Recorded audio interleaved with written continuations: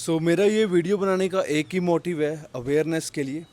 तो आज एक न्यूज़ देखा जिसमें एक मैथ्यूस पलवक नाम का बॉडी बिल्डर जो कि ब्राज़ील से है, 19 साल की एज में उनकी डेथ हो गई हार्ट अटैक की वजह से।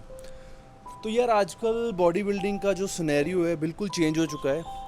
पुराने बॉडी बिल्डर जैसे कि मुकेश गहलोत, संग्राम चौगले, तो ऐसे बहुत बॉडी बिल्डर जो पुराने हैं जिनकी एज 40 प्लस है and they are very healthy and उन्होंने बहुत बड़े बड़े टाइटल भी मारे हैं बॉडी बिल्डिंग में, पावर लिफ्टिंग में।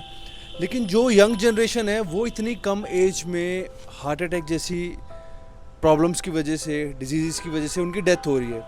तो क्या रीज़न है? पहली बात कि जो बॉडी बिल्डिंग का सिनेरियो है बिल्कुल बदल चुका है आज के टाइम में।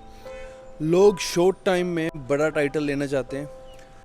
कंपटीशन इतना हार्ड हो चुका है कि दूसरे कॉम्पिटिटर को बीट करने के लिए जो भी वो एनाबॉलिक्स और स्टीरॉयड्स यूज़ कर रहे हैं, उनकी जो क्वांटिटी है जो होनी चाहिए उससे डबल या ट्रिपल ले रहे हैं।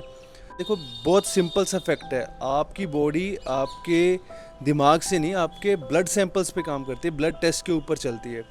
अगर आप बहुत ज़्यादा ऑयल बेस्ड स्टीरॉयड्स अपनी बॉडी में इंजेक्ट करते हैं, जो ब्लड है वो गाढ़ा होता जाता है। तो ब्लड जितना गाढ़ा होता जाएगा तो चांसेस है कि क्लोट्स बनेंगे, एंड क्लोट्स बनेंगे तो हार्ट अटैक आएगा। आप लिफ्ट कर रहे हैं, अच्छा, आपकी स्ट्रेंथ बढ़िया होती है क्योंकि स्टीरॉयड्स चल रहे होते हैं, साइकिल चल रहा होता है, तो आपको लगता है आप फिट हैं।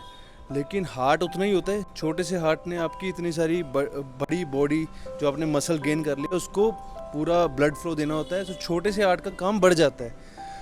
अगर आप पेशेंस के साथ बॉडी बिल्डिंग करते हैं, वैसे तो नेचुरल बॉडी बिल्डिंग भी होती है, लेकिन आजकल इन्फ्लुएंसर्स इतने हो चुके हैं, उन्होंने इस चीज़ को ओपनली प्रमोट करना शुरू कर दिया है कि मैं ये स्टीरॉयड यूज़ करता हूँ, इस स्टीरॉयड के ये साइड इफ़ेक्ट हैं, ये बेनिफिट्स हैं, इस तरह से पीसीटी करिए, ये क्लीन हो जाएगा।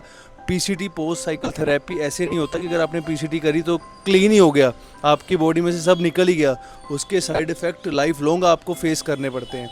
तो ऐसे इन्फ्लुएंसर्स की वजह से जो लोग अपनी नेचुरल पोटेंशियल तक भी नहीं पहुंच पाते ना, वो सोचते हैं नेचुरल बॉडी बिल्डिंग होगी नहीं, और वो कम एज में ही अपनी नेचुरल लिमिट्स तक पहुंचने से पहले ही साइकिल्स, एनाबॉलिक स्टीरॉयड, एचजीएच ये सब यूज़ करने लग जाते हैं। तो ऐसे इन्फ्लुएंसर्स को पहले स्टॉप कर दीजिए आप फॉलो करना, क्योंकि नेचुरल बॉडी बिल्डिंग जैसे शोज़ हैं इंडिया में, इंडिया के बाहर भी, लेकिन वही लोग वहाँ तक पहुँच पाते हैं जो नेचुरली अपनी पूरी लिमिट्स तक पहुंचते हैं, उन्हें एक्सप्लोर करते हैं, सप्लीमेंट्स यूज़ करके, अच्छी डाइट करके, अच्छे कोच को हायर करके।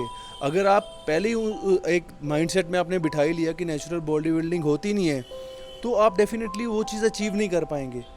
सो rather than natural body building, अगर आप इन्हेंस्ड भी है तो प्लीज़ उसमें भी आप टाइम दीजिए, कई कई साल अपनी बॉडी पे लगाइए।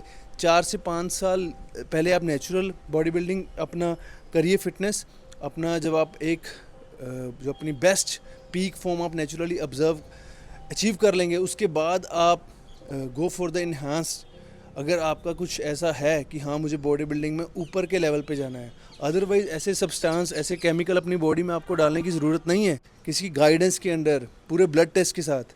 वरना अगर ऐसे ही चलता रहा, बॉडी बिल्डिंग में कम एज में ही डेथ, हार्ट अटैक्स आते रहें, तो बॉडी बिल्डिंग का फ्यूचर बहुत डाउन हो जाएगा।